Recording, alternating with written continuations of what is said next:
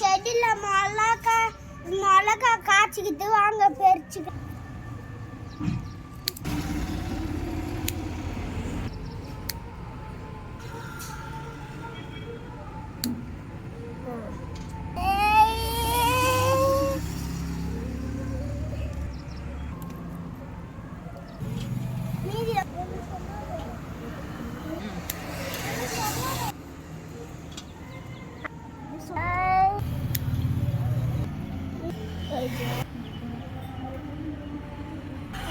மிளகாயெல்லாம் இருக்குது, அது போயிட்டா பாருக்கு பறிச்சுக்கலாம்.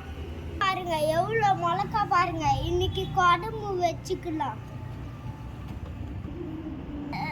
தக்காளியா பறிச்சுக்கிட்டு மிளகாவும் நிறையா இருக்குது.